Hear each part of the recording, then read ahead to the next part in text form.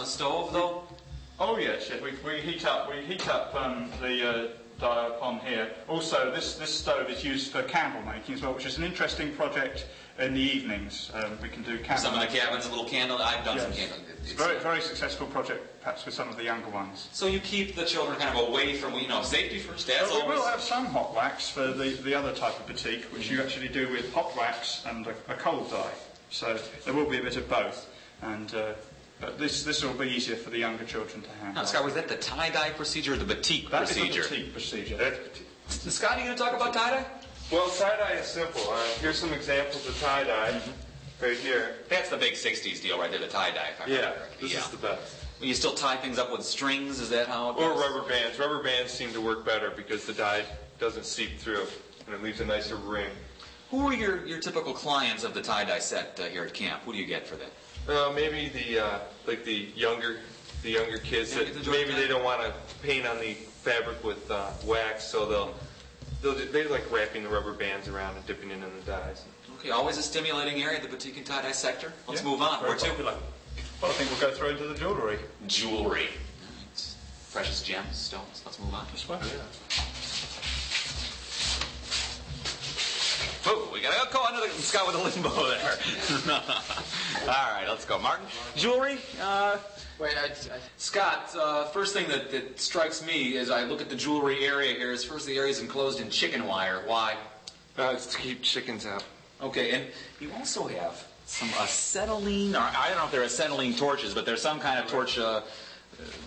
This is tool. oxyacetylene. Ooh. They're called Presto Light torches. Obviously and they're, dangerous. Very fine soldering torches used in all forms of jewelry, casting, soldering, annealing, and several other processes. Scott, this seems like a very skilled procedure. Older campers only?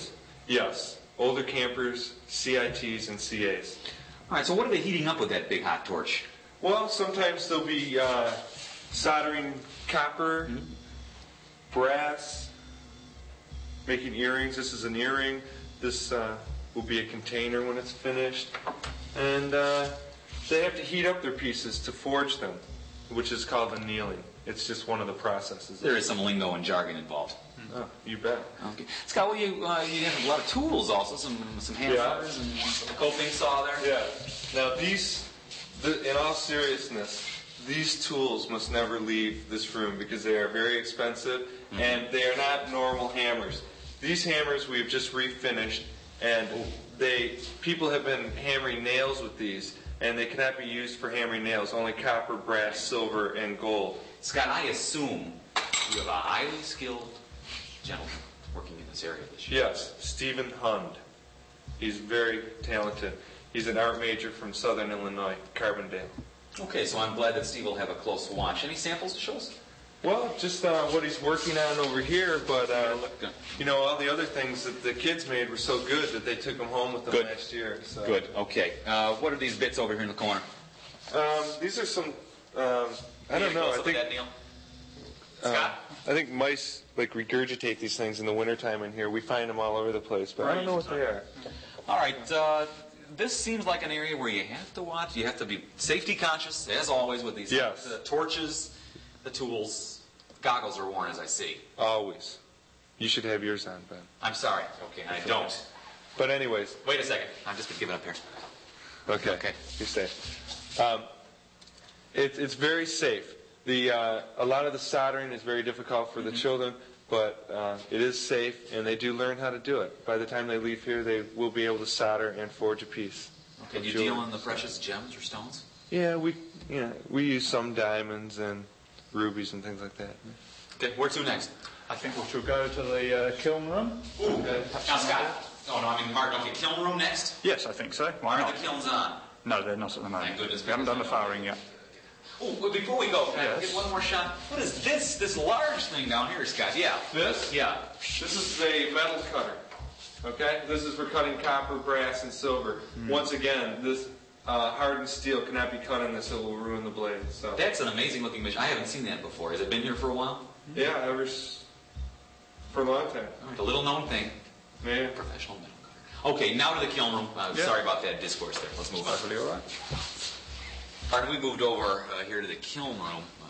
an area where I assume kids are not allowed every day. Is that true?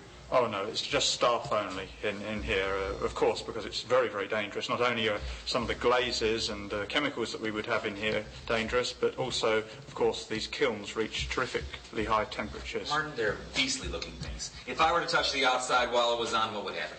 Well, you probably get a nasty burn on your hand. This outside material, of course, the fire brick has insulated it a fair bit, but this still gets very hot, and it'd be enough to melt some plastic or something like that on it. It's a frightening looking thing. But this is where we heat up all the things to biscuitware. Biscuitware? Yes. Pottery, once it is the moisture is dried out of it, comes to a stage which is known as leather hard, and then after that, after 2 or 3 days of drying, we would then place it in the kiln, ready for its first firing, which is up to about 1000. Excuse me? 1000 degrees. 1,000 degrees. Yes, 1,000 we have something at Camp Walden that heats to Well, 1,000. it in fact goes much higher than that. If you were going to do What's the max on that? stone, well, once it went up to I think 2200. 2,200 degrees. But Scott, can you explain we don't about mention that? that. I don't remember. Was it during Scott's tenure? Yes, we were actually firing some porcelain.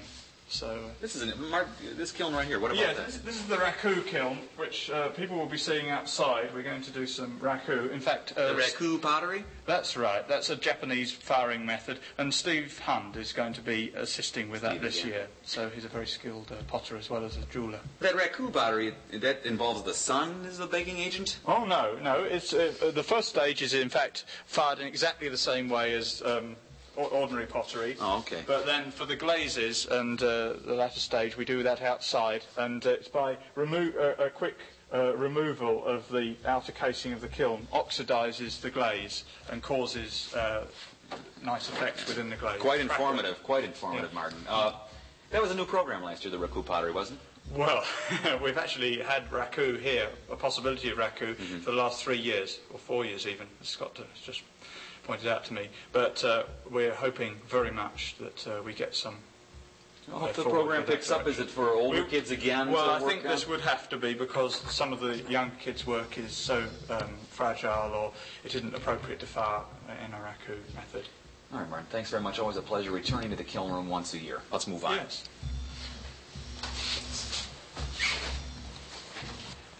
Okay, the final area that we're going to be visiting today is the puppetry section.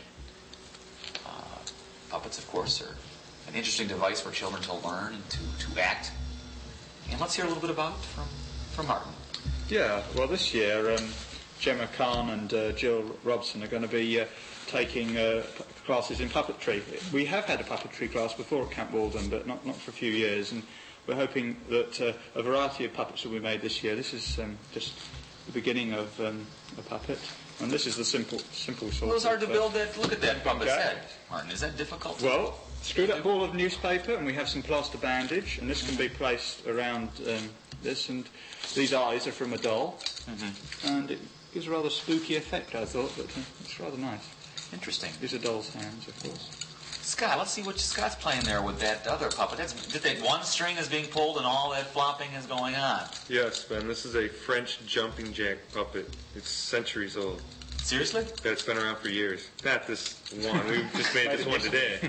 But jumping jack puppets have been around for years. Martin, could that be made during a cabin activity kind of period? Is it? I would think it probably could, yes, but we're hoping to also do this in the AB. In the AB too. As well, really. Yes. So, Puppetry, quite a bit of fun. an interesting area. Let's go sit down and chat for a few more minutes. Maybe we can have a cup of coffee. That would be nice. And we'll sit and relax. Let's move on to the chairs. Right. All right, gentlemen, I thoroughly enjoyed the tour of the craft shop. And, there are a few programs, though, that actually we didn't view in person. That's right. Let's talk about a couple of them. Scott, do you have one you can start with, and Martin will switch over to you. Scott?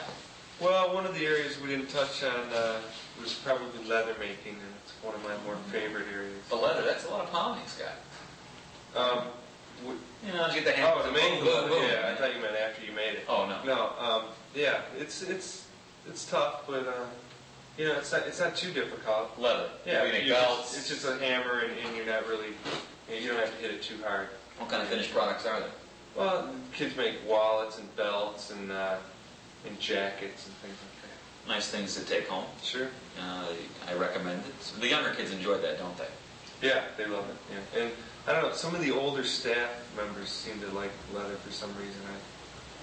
It's popular. It's always a popular area. You know, encourage your kids if they don't have much to do, come down to leather. Martin, anything else you can Well, I would mention copper enamel because of course that's a very big area in camp.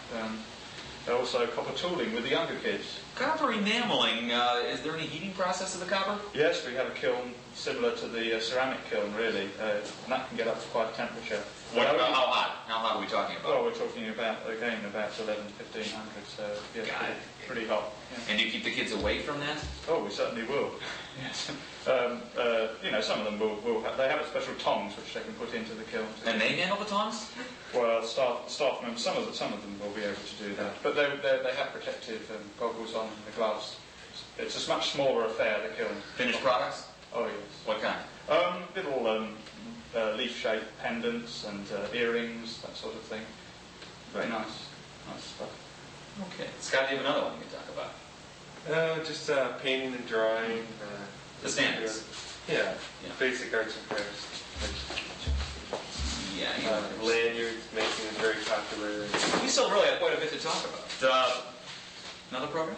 Well, Oh, lanyards. Wait, lanyards. That's always a bone of contention among the arts and crafts staff. Do you have enough lanyard material this year? Yeah, we have plenty of lanyard material this year. I think everyone should have enough lanyards for the whole summer. You have certified, qualified lanyard instructors? Oh, yes. Just like every year. Everyone. You know, we had this guy going by, but we're really not finished yet. I want to talk a little bit about returning staff. well, we've got Melissa Rubeck and Liz Stevens, and we've got Chris Snowden's coming in a few days too. Okay. Scott, anything else you want to add? Not really. I think we've covered almost everything. Okay, I want to wish you luck, by the way, first of all. Well, you know, thanks I a know lot. you have a career ahead of you. Yeah. Let's, you know, good luck. Well, thanks, man.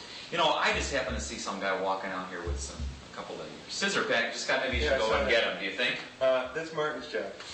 Well, I better be on my way and get Martin, take care of yourself.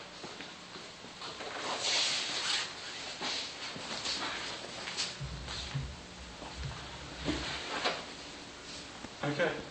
All right, let's